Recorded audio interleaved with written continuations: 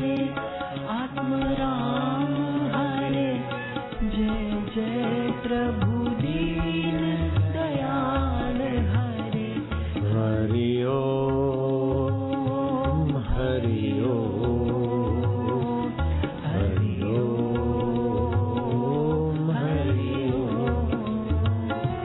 हरि ओम हरि ओम हरि ओम हरि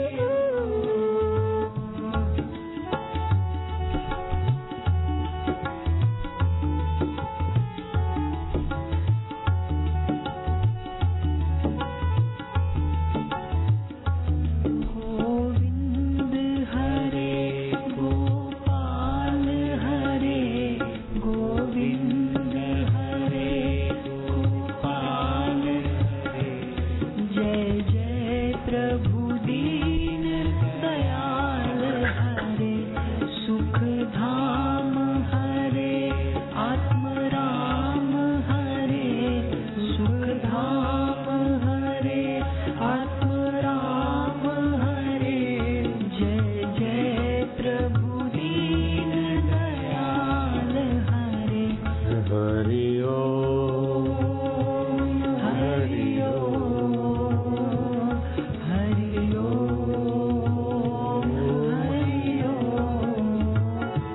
हरि ओम हरि ओम हरि ओम हरि ओम।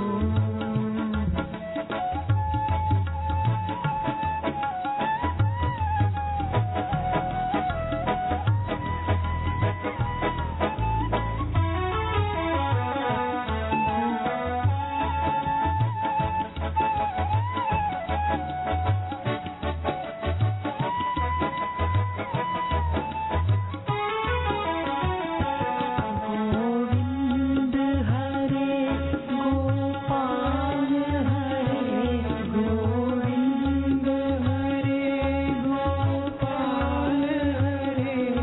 जय जय प्रभु दीन दयाल हरे, सुख धाम हरे, आत्म राम हरे, सुख धाम हरे, आत्म राम हरे। जय जय प्रभु दीन दयाल हरे। हरि ओम हरि ओम हरि ओम हरि ओम। नारायण नारायण नारायण नारायण।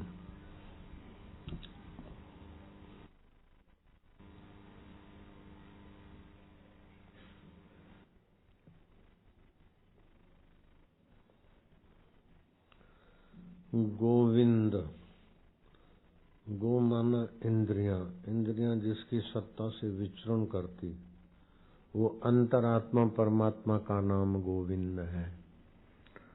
और इंद्रियां थक कर रात को मन में आती है, मन बुद्धि में आता है, बुद्धि जीव में आती है और जीव अंतरात्मा में शांत होता है। तो फिर मन इंद्रियों का बुद्धि का पालन पोषण होता है, ताजगी आती सुबह। इसलिए उसी परमात्मा आत्मा का नाम गोपाल पड़ जाता है। जिसकी सत्ता से इंद्रियां विचरण करती है तो नाम पड़ता है गोविंद, और जिसकी सत्ता में विश्राम पाती है तो नाम पड़ता है गोपाल। लेकिन ये इंद्रियां अनजाने में विश्राम पाती है तो बाहर की थकान मिटती है। किंतु सत्संग के द्वारा आत्म साक्षात्कार अथवा आत्म विश्रांति मिले तो जीव मुक्त आत्मा बन जाता है। तुलसीदास जी ने कहा कि मैं तो साधारण आदमी हूं, कामी क्रोधी लोभी, लेकिन राम जी ने मुझे विश्राम दे दिया है, आत्मा में शांति है। तो भगवत चित्रकूट के घाट पे भई संतन की भीड़, चंदन घसे तुलसीदास, तिलक देत रघुवीर।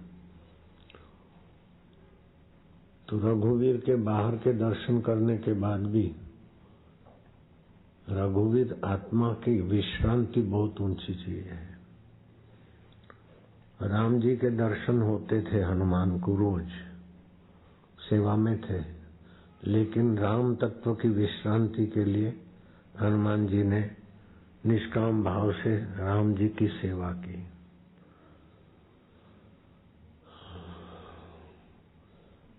अंतरात्मा की विश्रांति और उसमें से नित्य नवीन रस, नित्य नवीन शांति, आनंद, सामर्थ्य उभरता रहता है।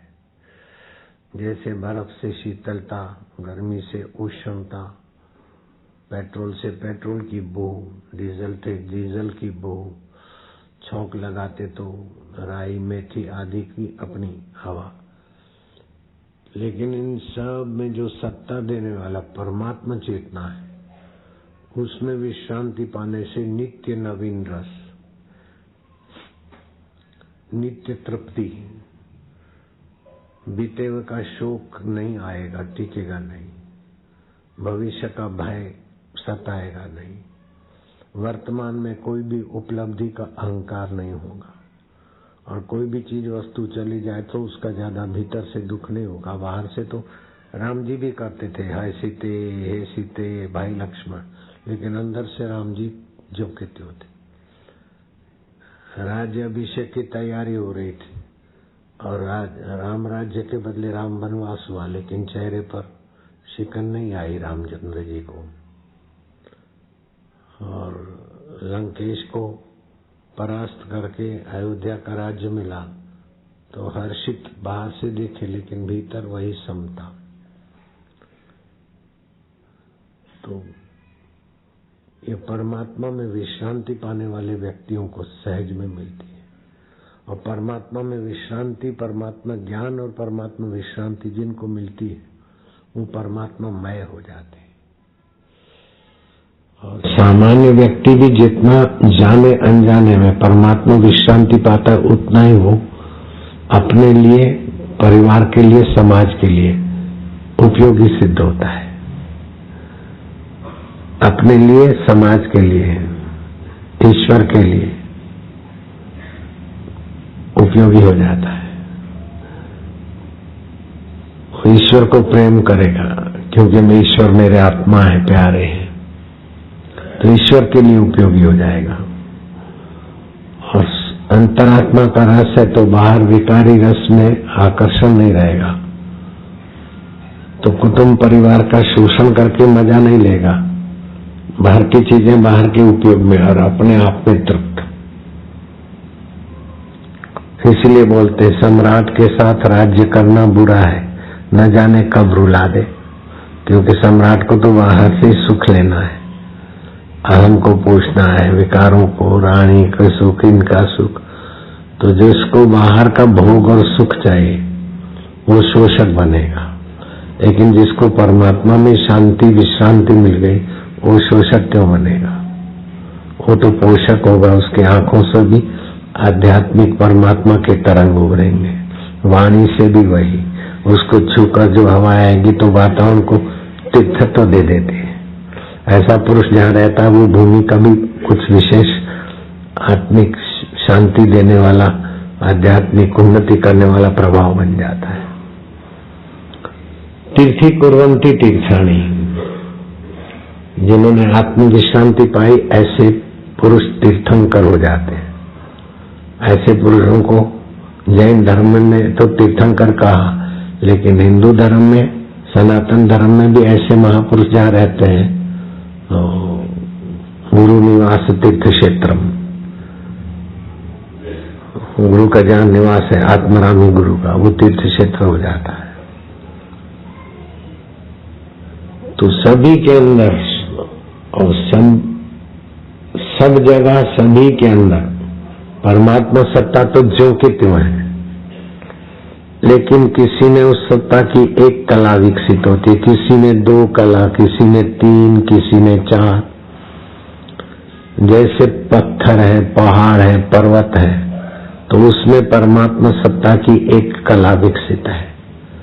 ये पत्थर है, पत्थर को तोड़ो तो कंकर है, कंकर को तोड़ो तो बालू है, बालू को पीस डालो तो उसके रजकण है कहीं न कहीं, है तत्व उसका अमिट है। ये परमात्मा का अस्थि तत्व पत्थर, पहाड़, बालू, मिट्टी में भी है। लेकिन पेड़ पौधे में भगवान की दो कला विकसित है।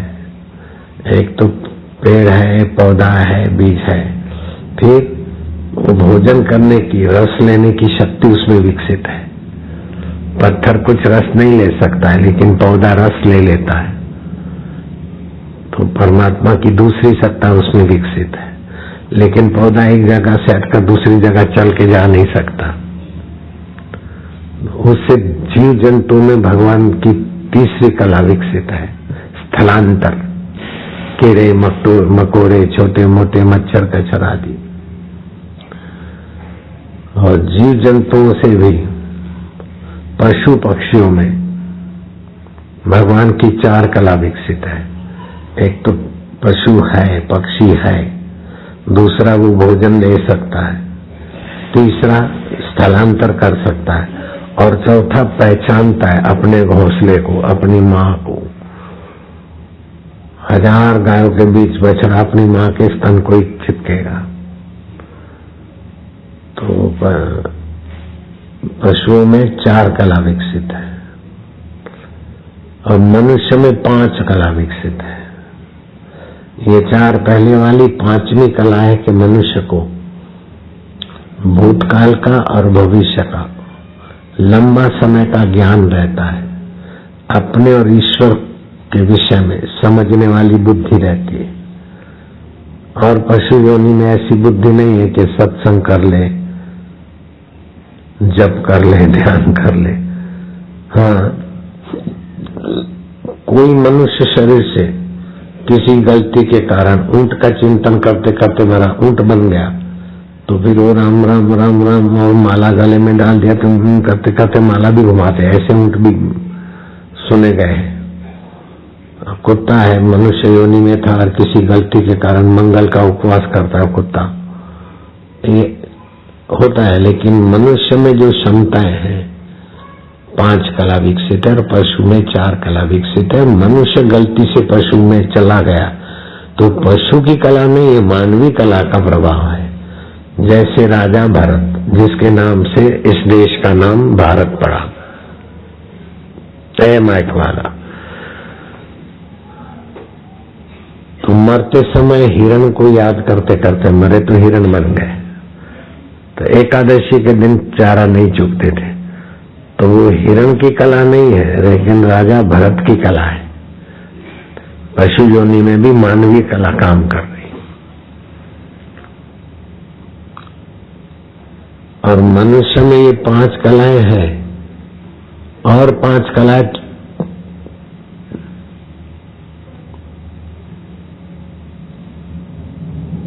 अगर ब्रह्मज्ञानी गुरु मिले तो फटाक से पा सकता है, 10 कला वाला हो जाए। श्री रामचंद्र जी मर्यादा पुरुषोत्तम थे, लेकिन उनमें 10 कला विकसित थी। ब्रह्मज्ञानी गुरु के संग मिला था। लेकिन कृष्ण ने 16 कला का प्रदर्शन किया। ब्रह्मज्ञान मिला तो बीते हुए का शोक नहीं है राम जी को, भविष्य का भय नहीं, वर्तमान का अहंकार नहीं, चित्त में समता है और अपने को व्यापक ब्रह्म रूप जानते हैं। ये 5 कला राम जी को ब्रह्मज्ञानी की दूसरी मिल गई। लेकिन श्री कृष्ण के जीवन में 16 कलाएं दिखती हैं। राम जी द्विभुजी थे तो द्विभुजी दिखे, लेकिन कृष्ण चतुर्भुजी हो जाते थे।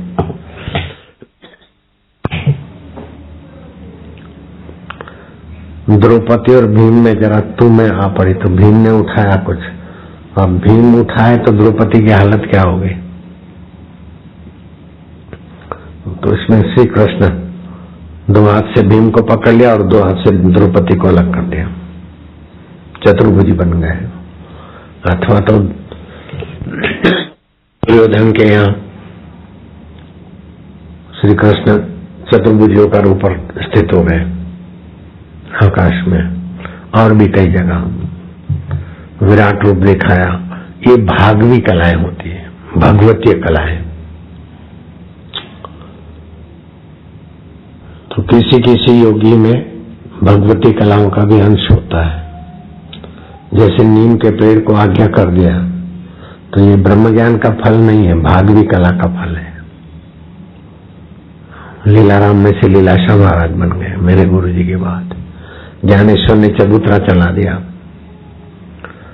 समर्थ रामदास ने तुकाराम इनको कहा, शिवाजी को, देर हो गई है, भोजन करके जाओ। बोले गुरु जी अब इधर भोजन। अरे बोले इधर क्या है, इतना दिखता नहीं, वो पहाड़ है ना, उसमें से चट्टान हटा देना, अंदर जाना, सब मिल जाएगा। अंदर हटा तो देखा कि हाँ क्या गर्मा गर्म भोजन, सब तैयार। बहुत सारे आदमी भोजन कर लिया। बोले गुरु जी ये क्या है? बोले तुकोबा से पूछना, तुकाराम से। तो तुकाराम के पास आते जाते कभी रहे होंगे, तुकाराम के यहाँ गए दर्शन करने को, ये बात पूछने को।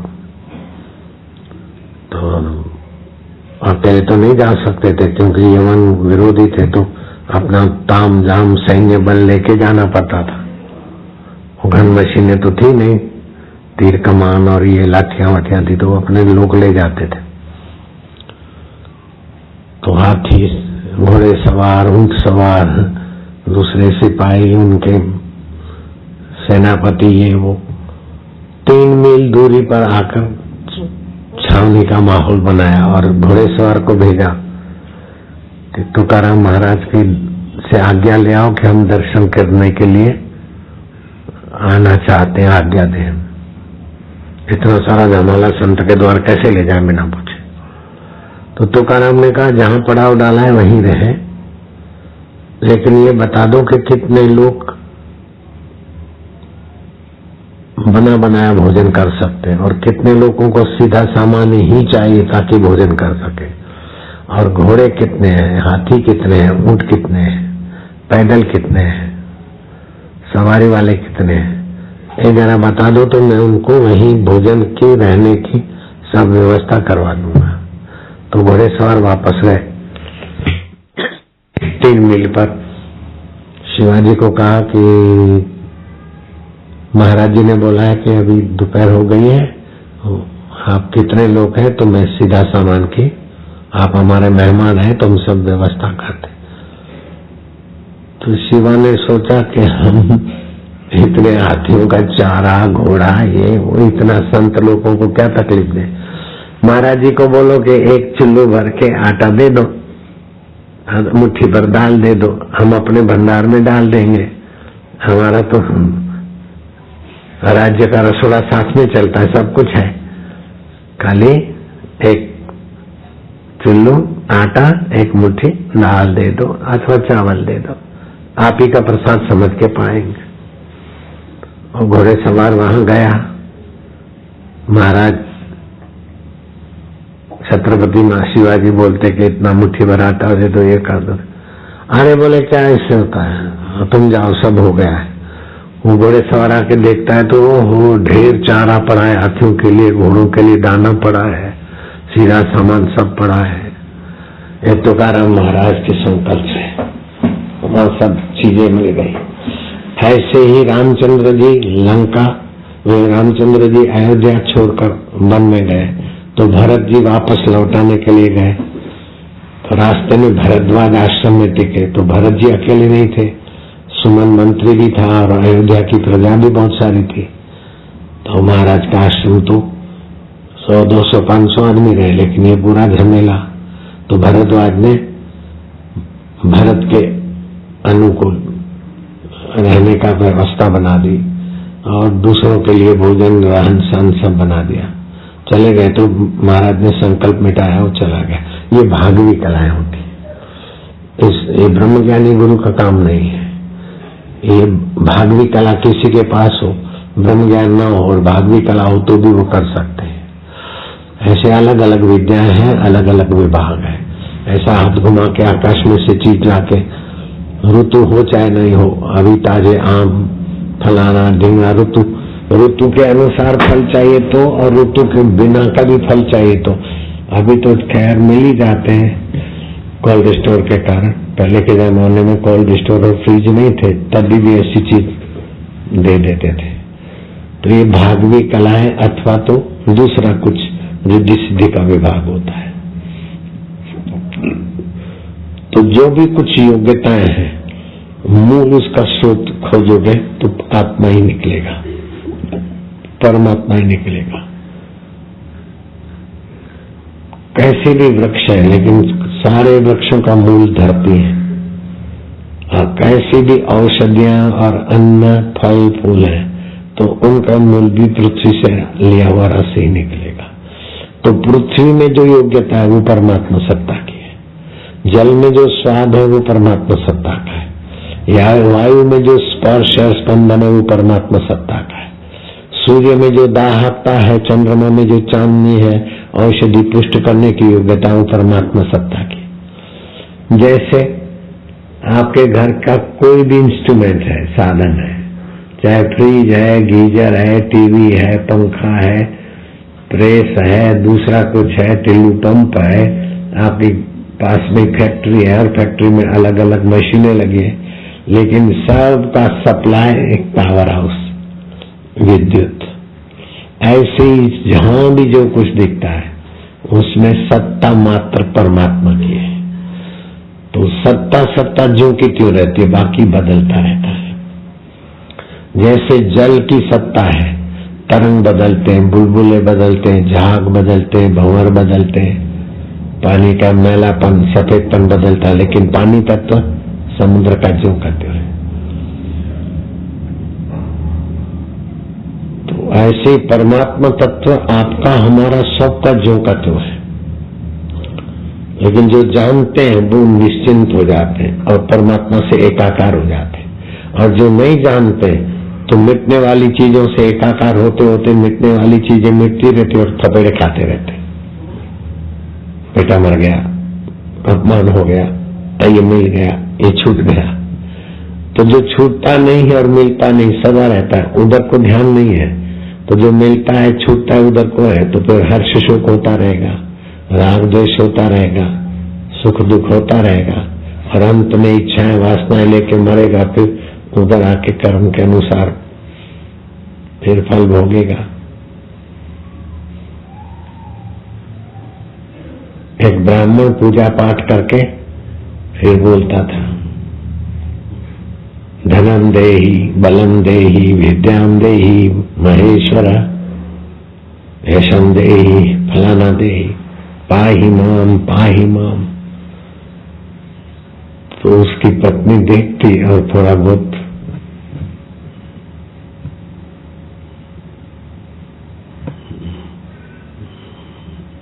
आश्चर्य से मुस्कुरा देती। एक दिन उसने इसी प्रार्थना की तो पत्नी जोर से हंस पड़ी। अब उसको हुआ कि आज तक तो ये कभी कभी तुम मेरे को टोंट मारती थी, आज तो ये मैं बोलता हूं उसी पर तू हंसी, सच बता क्यों हंसी। इतने दिन तो हम समझते थे कि ऐसे मजाक में, लेकिन अब कोई रहस्य है। बोले रहस्य तो है ही है, इसीलिए हंसी आती। बोले क्या रहस्य? बोले छोड़ो, ये रहस्य बताने का समय नहीं है और न पूछो तो अच्छा है। उसने आग्रह किया। ये घटना गीता प्रेस गोरखपुर के कल्याण मैगजीन में आई थी 40 साल पहले की।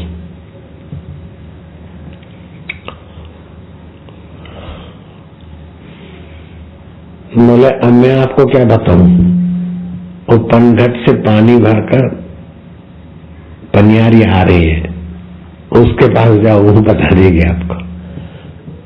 हो गए तो पनियारी ने कहा अच्छा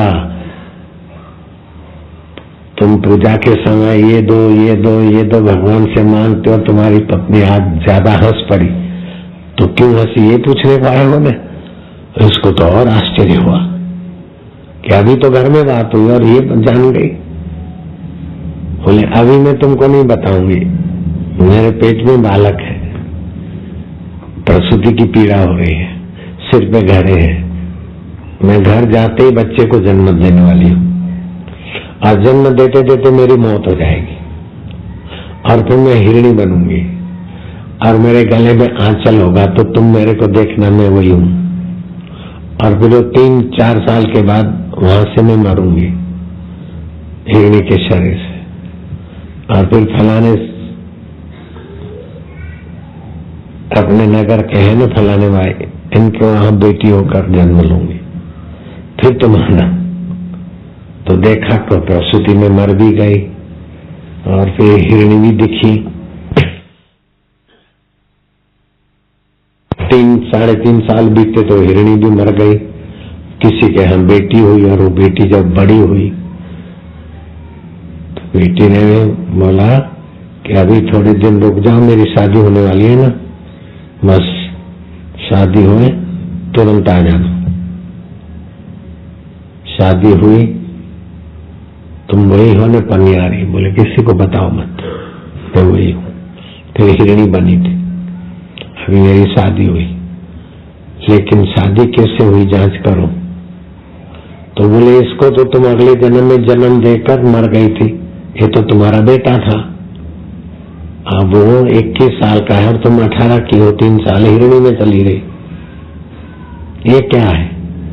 बोले ऐसे ही तुम हमारे भाई थे और तुम्हारी पत्नी और मैं बहनें थी, लेकिन एक दूसरे के आकर्षण से और कर्म के ऋणानुबंध से कभी कोई पुत्र हो जाता है, कभी पत्नी पति बन जाती, कभी अभी जो पुरुष दिख रहे हैं, किसी जन्म में स्त्री रहे होंगे, पुरुषों के प्रति आकर्षण रहा होगा तो पुरुष के चिंतन में गए तो फिर पुरुष बने। और अभी जो स्त्रियां हैं वो कभी पुरुष थी और स्त्री के तरफ आकर्षण रहा तो स्त्रियां बनी, ये बैठी। और फिर उसमें कर्मों का भी संपुट होता है, अनुकूल कर्म हो, अनुकूल वातावरण हो। ऐसे हमारे पिता गए तो जिनके प्रति मेरे पिता का भाव था वही उनका फिर ये सब रिश्तेदार में आ जाते हैं, अपने परिवार में आ जाते हैं। एक सतराम दास थे, उसने अपने बेटे की शादी मेरे हाथ से करवाई। मेरे को बोला बाबा अब मैं जाऊंगा लेकिन इसी के घर मेरे को लाना। तो उसका बेटा लक्की जूस वाला अहमदाबाद में, तो लक्की जूस वाले के यहाँ ही फिर उसका बाप सतराम दास हरि भाई के यहाँ जन्मा। अभी तो बड़ा लड़का 22-25 साल का हो गया, उसके यहाँ भी लड़के हो गए।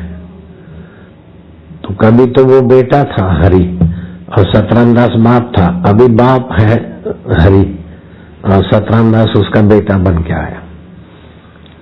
जैसे कई अपने जो छिंदवाड़ा गुरुकुल में रामकृष्ण नाम के लड़के को साजिश वालों ने कैसे भी करके पहुंचा दिया, तो अपन यहाँ प्रार्थना किया कि भगवान ये बच्चे वापस वहीं आ जाएं। तो एडवोकेट का बच्चा था, वो बम्बई में एडवोकेट था और अपना साधक था। तो छिंदवाड़ा गुरुकुल में उसका देहांत हो गया। तो उस छोरे का नाम था रामकृष्ण, छोटा बालक था। अभी वो चला गया 4 साल पहले, अभी 2-2.5 साल का है। वही रामकृष्ण उनके घर फिर से आ गया। कभी इधर आएंगे तो दिखवा दूंगा, नहीं तो बम्बई जाएंगे तो मूवी में ले लेना उनका शॉर्ट्स। तो जब तक उस आत्मा परमात्मा का ज्ञान नहीं होता तब तक सूक्ष्म शरीर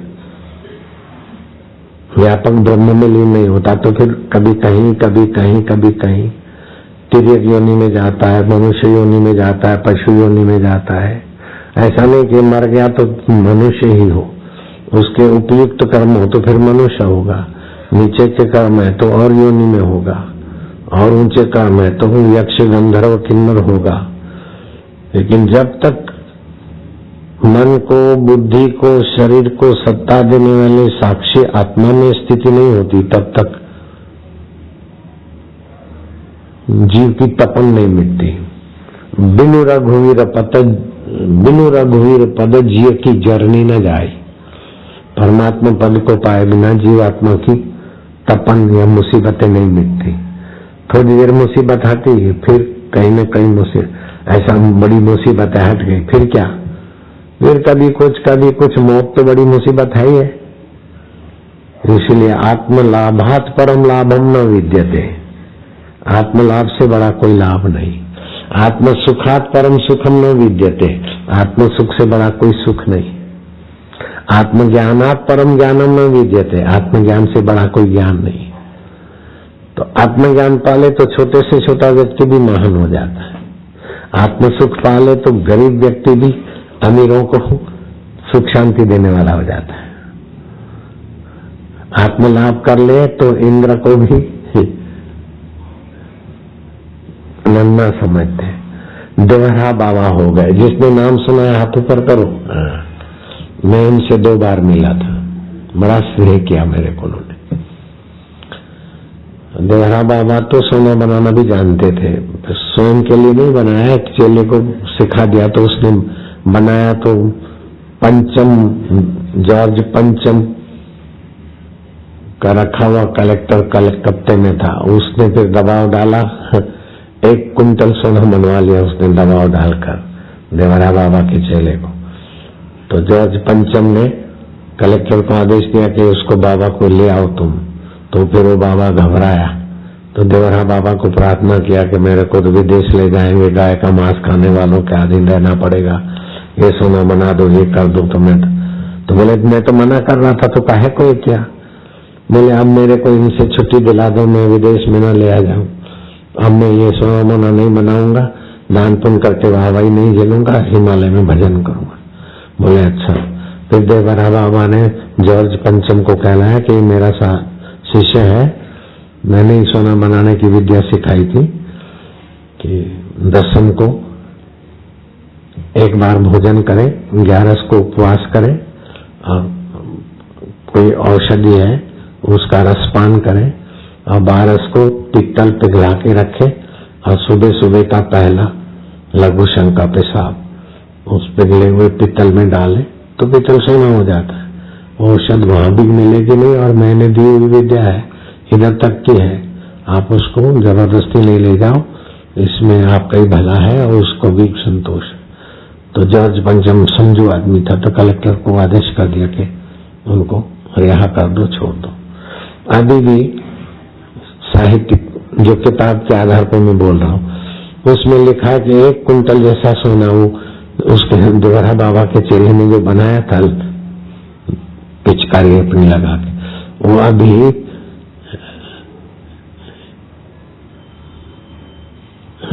लंदन के म्यूजियम में भारत के संत सिटी मार के भी सोना बना सकते हैं।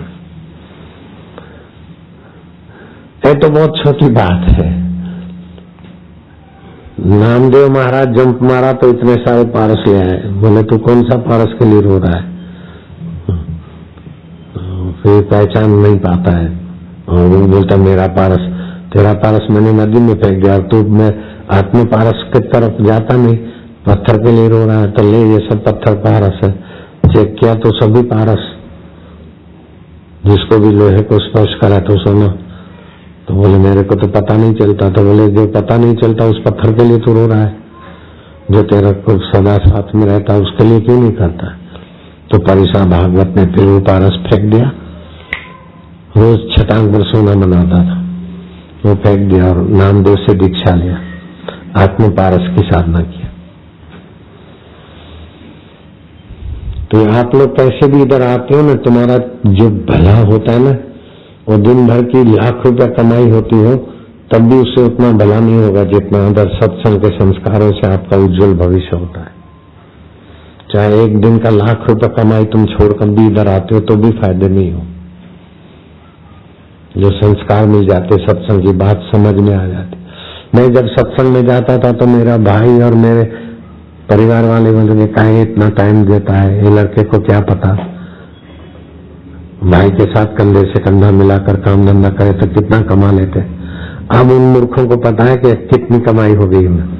जब सत्संग में जाते थे उस समय लगता था कि इतना समय दे दिया, लेकिन अब वो सत्संग का जो फल दिख रहा है तो इसकी बराबरी कौन कर सकता है?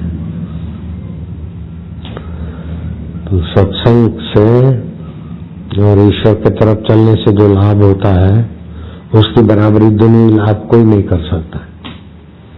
दुनियादारी का कोई भी लाभ सत्संग से, गुरु कृपा के लाभ से बराबरी नहीं कर सकता। तो इसी रास्ते का एक घड़ी आधी घड़ी, आधी में पुण्याध, तुलसी संगत साधकी हरे कोटि अपराध। करोड़ों वासनाओं की जो बाढ़ में बह रहे हैं, सत्संग से वो सब महत्वहीन होती जाती है।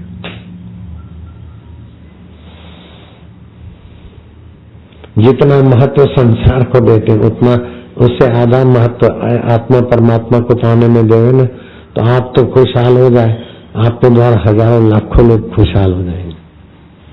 आप तो खाएंगे पिएंगे, नहीं फूटेगा, लेकिन कहीं आओ, भोजन करो, भजन करो, 40 रुपए ले जाओ, ऐसा अपने चल रहा है ना। अभी महंगाई हो गई, पहले 30 देते थे, अभी 40 में का 40 दो, अपने पास भी आ रहा है। तो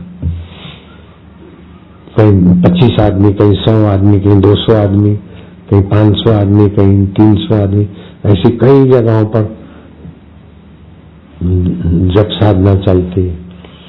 जो घर में झगड़े करते बूढ़े बूढ़ी हैं अथवा काम धंधा नहीं मिलता, वो 2-3 घर के 1-2 आदमी आ गए, भोजन भी कर गए और 80 रुपया भी ले गए, घर में सुख शांति चल रहा है, झोपड़ा। ऐसा कई परिवार सुखी हो जाते हैं।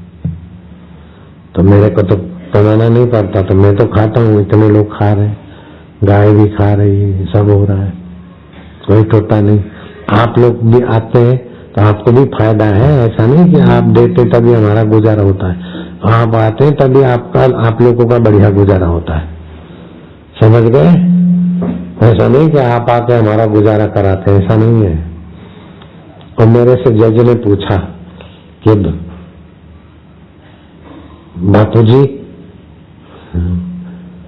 आप गाय भी पालते हैं? मैं क्या हाँ गाय है। कितनी होगा? बहुत सारी है, 10, 20, 50, 100 में का नहीं ज्यादा है। तो लिखा है, बोले मेरे पास असंख्य गाय है। मैं क्या असंख्य गाय मत लिखो, मेरे पास असंख्य ऐसा नहीं है, 5000 की संख्या है। असंख्य तो उसको बोलते जो गिनने से पता ना चले, इतनी सारे 5000 है। हाँ तो बोले असंख्य हुई ना। मैं क्या नहीं, संख्या है ना 5000 की। यहाँ झूठ नहीं बोलेंगे, ऐसा पहले वायदा करते फिर काय को झूठ बोलना।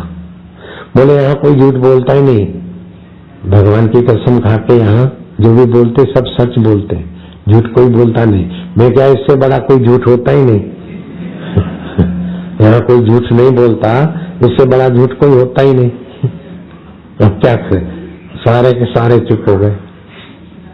ऐसे ठाठ माठ से मेरा बैठने की व्यवस्था अच्छी रखी थी विचारों में, बड़ा मान से बात करते थे। जैसे और कोर्टों में होता है ऐसा नहीं, एक अलग से था बंगला, उसी में लगा था, उसमें ऐसी कुर्सियां बिछी थी। उसे 2-4 साल से वो कमीशन वहीं रहता है, रिटायर कर दिए, मतलब उनके ऑफिस वहां है। तो सोनार की 100, लोहार की 1, 210 व्यक्तियों के इधर उधर के बयान सब तैयार। मैं क्या सबका निपट जाए तब हम आएंगे, हमारे पैर के तारीख दिया हुआ है, तो आप हमको संकेत। तो फिर सबका निपट गया, आखिरी में फिर हम गए तो सोनार की 100, लोहार की 1, जो भी पूछे तो मैं तो उनकी बात बता दिया बस। अभी समाचार आया है, साध्वी रेखा धनसोली नवी मुंबई में पूर्णाहुति सत्संग कर रही है, लाइन दे रखी है, 4000 लोग वहां सत्संग सुन रहे हैं। यहाँ भी बहुत सारे लोग हैं, धनसोली वाले, नवी मुंबई वाले। हम बम्बई से तो नहीं बोल रहे, दिल्ली से बोल रहे हैं। बम्बई में हमारा सत्संग होगा 30, 31 और 1 जनवरी, 30 दिसंबर, 31 दिसंबर। और दिल्ली में सत्संग होगा 28, 29। सूरत में सत्संग होगा 27, 26 और 25। और आज है 16। 9 दिन के बाद सूरत में, 11-12 दिन के बाद दिल्ली में, 13-14 दिन के बाद फिर बम्बई में, 30-31 पहले। अब तुमको मैं क्या सुनाऊं? मैं तो जो यहाँ दिल्ली के साधकों को सुना रहा हूँ वो तुम सुनते होंगे, सुन लिया होगा थोड़ा। अब तो तबियत की बात सुनाता हूँ कि खजूर भिगा देना, बच्चों के लिए 3, बड़ों के लिए 5। रात को धो के खजूर भिगा दो, सुबह ऐसे भी खा लो अथवा तो दूध में मिला के खाओ, तो खून बढ़ाएगी, कांति बढ़ेगी और कब्जियत आदि दूर करेगी। पौष्टिक है, गरीब अमीर सभी लोग उसका उपयोग कर सकते हैं। लेकिन बम्बई में तो खजूर बहुत महंगी मिलती है, 200 रुपए किलो, 300, 500, 700, 1000, 2000 वाले ऐसे ऐसे। जितने अमीर होते उतने ज्यादा दाम वाली उनको अच्छी लगती। लेकिन अपने यहाँ तो 60 रुपए में, आज कोई लाया था तो भी महंगी लाए थे, 60 रुपए किलो मिलती। दिल्ली तक 60 रुपए में, बम्बई में भी 60। तो खजूर कहीं भी मिले तुम लोग ले लेना और खजूर का उपयोग करना।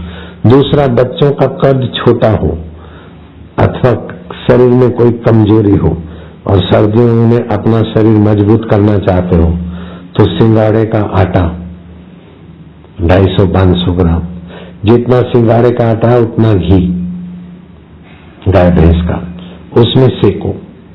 थोड़ा सा सिंगाड़े का आटा लाल हो जाए, फिर उतनी खजूर, समझो 500 ग्राम खजूर, तो 500 ग्राम आटा, 500 ग्राम घी, तो 500 ग्राम आटे में 500 ग्राम घी, घी में 500 ग्राम आटा डाल के सेका और फिर खजूर मिलाए। ठंडा हो जाए, 1-1 ग्राम का छोटे छोटे लड्डू बनाए। बच्चे 2-3 लड्डू चबा चबा के खाएं, दूध पिए। 12 साल के बच्चे को अगर दो 40 दिन, लंबा चौड़ा हो जाएगा। 12 साल से 18 साल के बच्चे, कद बढ़ाना है तो बच्चों के लिए, और शरीर मजबूत कराना है, वीर्य बढ़ाना है, कांति बढ़ानी है, लाली बढ़ानी है, तो ये कर सकते हैं। लेकिन ये सब करने के बाद भी मरना तो पक्का ही है।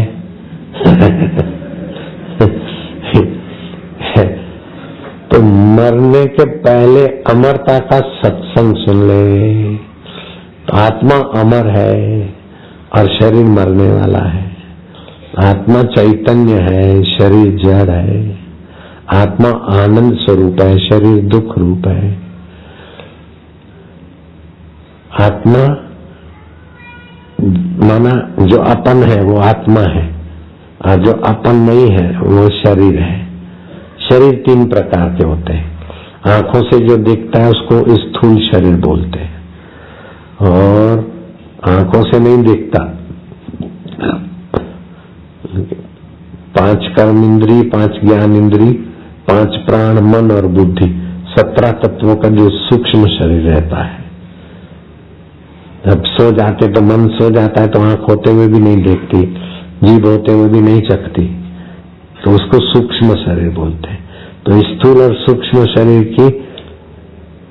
के मेल से जन्म होता है, लेकिन सूक्ष्म शरीर सो जाता है तो भी देखना, सुनना, चखना नहीं हो सकता है।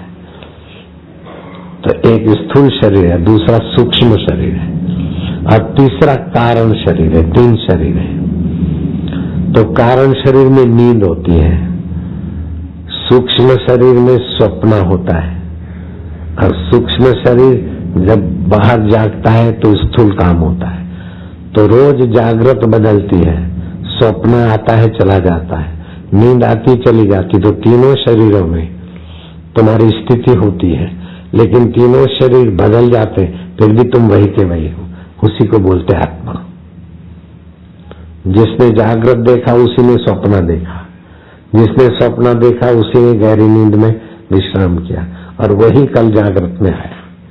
कल का जागृत आज नहीं है, रात का स्वप्न आज नहीं है, रात की गहरी नींद आज नहीं है, अभी नहीं है, लेकिन आप वही के वही। तो वही के वही है, उसमें टिकने की तरकीब, इसको बोलते आत्मविद्या। बम्बई वाले सुन रहे हैं ना, लाइन चालू है ना। तो मैं बोलता हूँ, बम्बई वाले भी बोलेंगे, दिल्ली वाले भी बोलेंगे। भगवान राम के गुरु जी बोलते हैं, हे राम जी, हे राम जी, पृथ्वी का सारा धन ऐश्वर्य एक आदमी को मिल जाए, पृथ्वी का सारा धन ऐश्वर्य एक आदमी को मिल जाए, और इंद्र का वैभव भी मिल जाए, और इंद्र का वैभव भी मिल जाए, लेकिन आत्मज्ञान से वो रहित है तो, आत्मज्ञान से वो रहित है तो विष्ठा के कृमि से भी उसको तुच्छ जानो, विष्ठा के कृमि से भी उसको तुच्छ जानो। धरती का सारा संपदा, सारा वैभव और इंद्र का भी मिल जाए, और आत्मज्ञान नहीं है, आत्मा परमात्मा का ज्ञान प्रीति रस नहीं है, तो विष्ठा के कीड़े से भी वो आदमी तुच्छ है, क्योंकि कीड़े को बेटे बेटी की शादी की चिंता नहीं रहती, और ये मेरा छूट जाएगा ऐसा कोई भविष्य का भय भी नहीं रहता। और कीड़ा तो कीड़े की योनि से ऊपर आएगा, लेकिन वो वैभव में फंसा है, आत्मज्ञान नहीं है, तो कीड़े से भी तुच्छ है, मनुष्य योनि से फिर नीचे योनि में जाएगा। इसलिए आत्मज्ञान जो सुनते हैं, सुनाते हैं, अभी जो रेखा साध्वी का सत्संग सुन रहे हैं, उन सबको खूब खूब शाबाश है, धन्यवाद है। और बापू का सत्संग सुन रहे हैं, उनको तो न शाबाश है न धन्यवाद है, उनके साथ तो बापू ही बापू है। कैसा काय बड़ा है ना। नहीं, ये तो मुंबई, नवी मुंबई वाले आ जाना। किधर को है बम्बई में? कि बम्बई में बोरेवली मैदान में पहले जहां धनसोली, धनसोली मैदान का नाम है क्या? बम्बई बोरेवली बापा आसाराम बापू का बम्बई में सत्संग है, पूछने की क्या जरूरत है, कोई भी बताता है, होल्डिंग भी बताते, टीवी वाले भी बताते, बरा है ना। आप सगळे मिलून भगवान नाम कीर्तन करायचा और हास्य प्रयोग करायचा, समझ ले सगळे। महाराष्ट्र आमची मुंबई। हरि ओम ओम ओम ओम ओम ओम ओम ओम ओम ओम ओम ओम ओम ओम ओम ओम ओम। प्रभु जी ओम, पांडुरंगा ओम, विठ्ठल माऊली ओम ओम ओम ओम, रामाजी ओम, श्यामाजी ओम, हरि ओम ओम ओम ओम ओम ओम, हरि ओम ओम।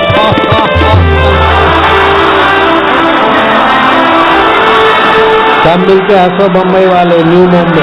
हरि ओम ओम ओम ओम ओम, प्रभु ओम ओम ओम, पांडुरंगा ओम ओम, विठ्ठल माऊली, गुरु माऊली, माझी माऊली, हरि ओम ओम ओम।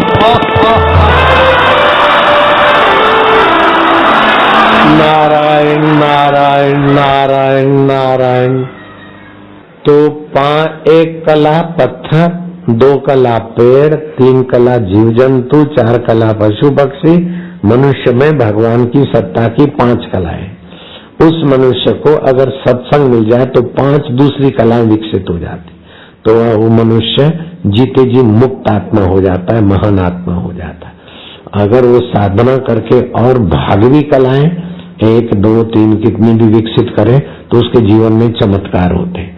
तो तुकाराम महाराज के पास जब शिवाजी जा रहे थे तो तुकाराम ने संकल्प करके वहां शिवाजी के जो हाथी, घोड़े, ऊंट, पैदल आदि थे, उन सब के लिए भोजन आदि की व्यवस्था कर दी सिद्धियों के बल से। तो शिवाजी को आश्चर्य तो हुआ। शिवाजी जब तुकाराम महाराज के पास गए तो उन्होंने कहा कि मैं समर्थ रामदास के पास गया, तो उन्होंने कहा पत्थर है, ये पहाड़ का पत्थर थोड़ा हटाना, तो अंदर गुफा है, वहां तुम्हारे लिए सब व्यंजन तैयार है।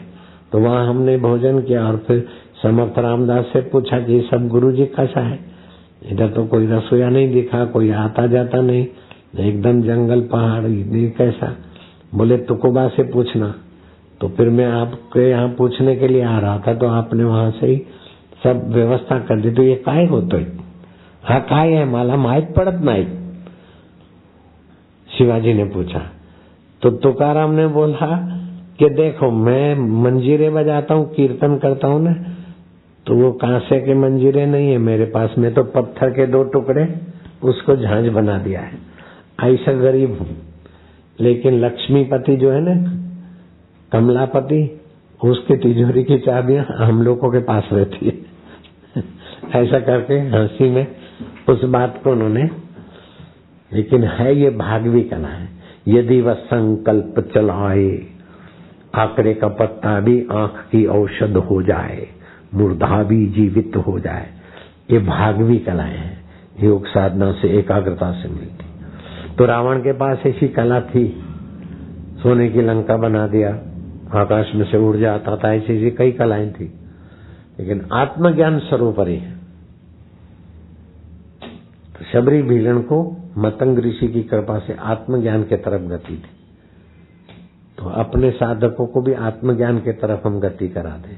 कला बला में बहुत समय जाता है, थोड़ी सी संसारी चीजें इधर से उधर हो गई तो क्या बड़ी बात है। समझ गए? तुम लोगों ने सुना होगा, बम्बई वालों ने पहले का सत्संग सुना होगा।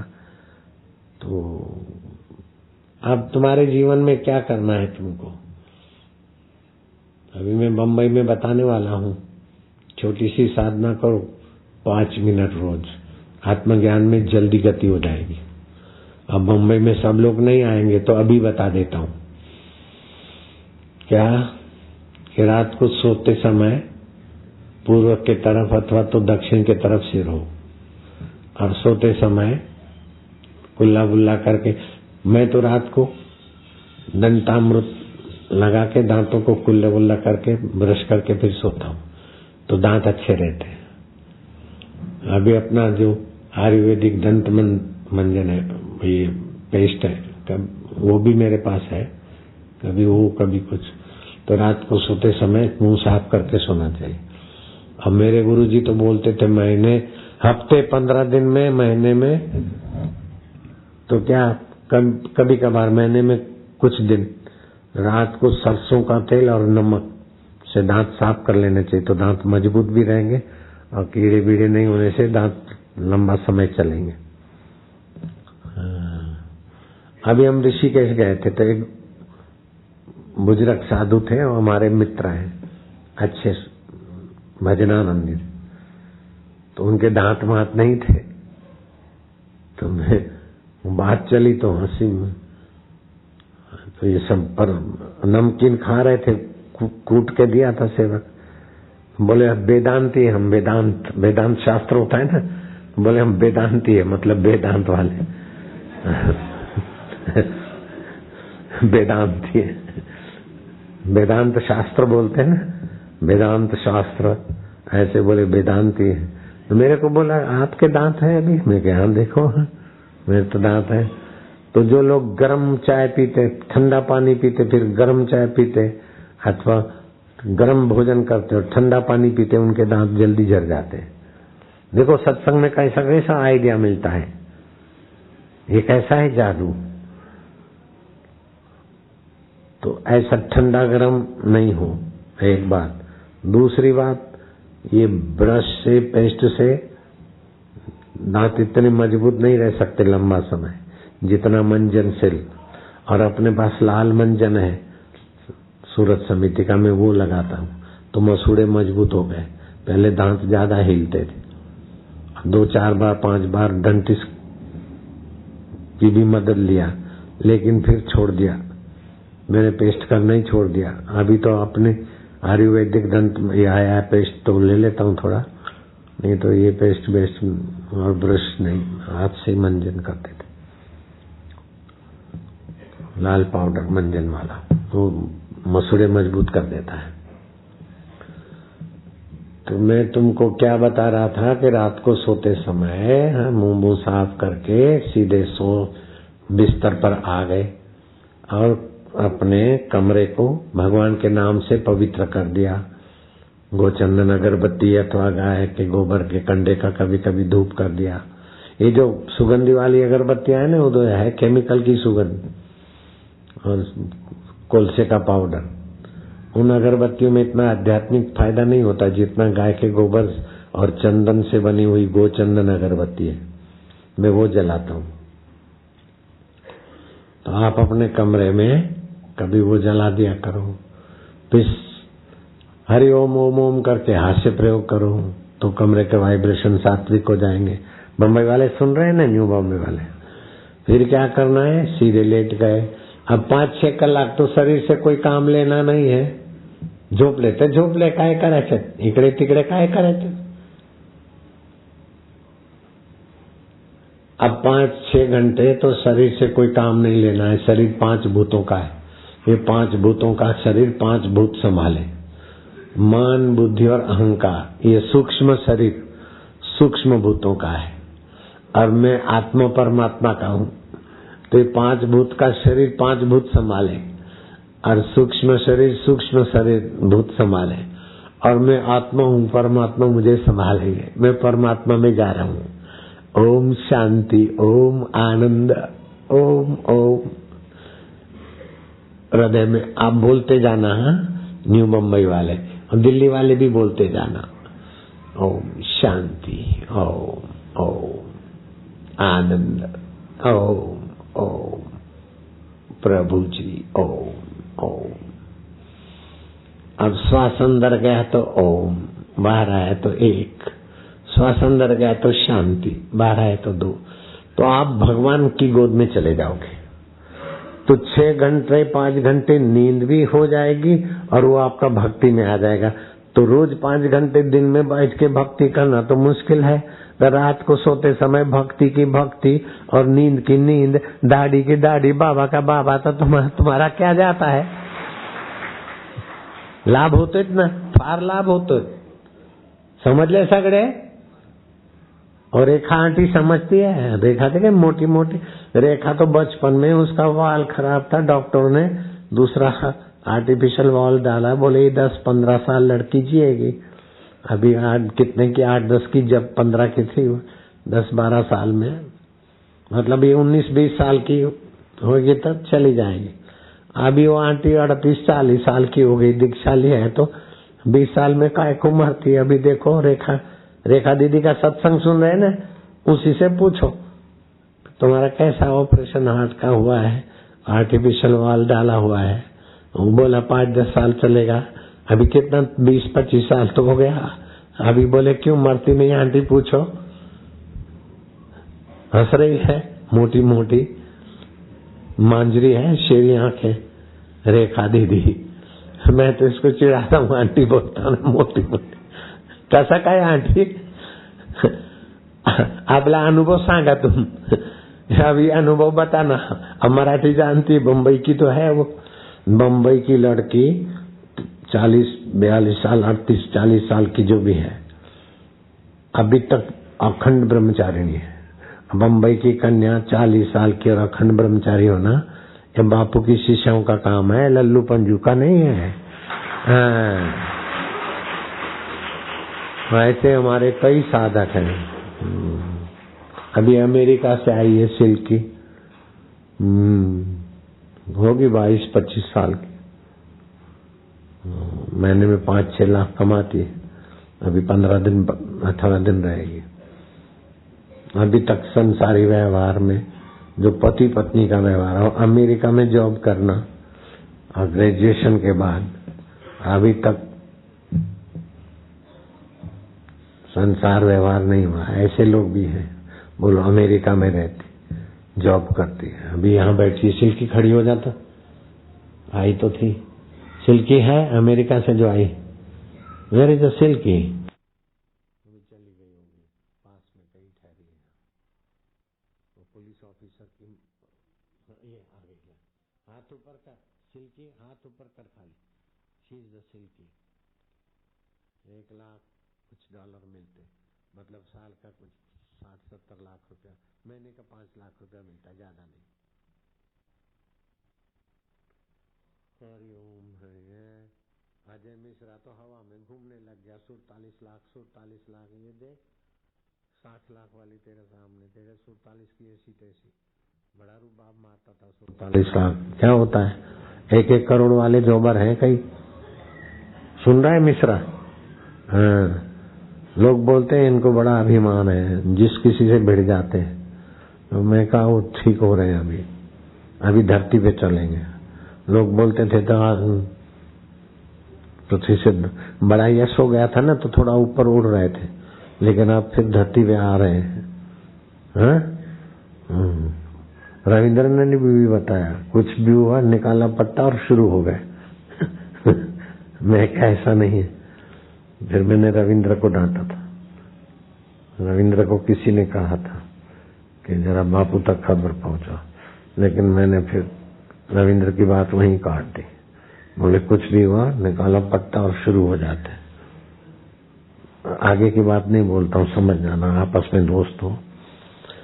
तो 47 लाख हो चाहे 47 अरब हो चाहे खरब हो, सारा इंद्र का वैभव हो और धरती का सारा वैभव हो, लेकिन आत्मज्ञान नहीं है तो विष्ठा के कीड़े से भी तुच्छ है। ये पक्का करो।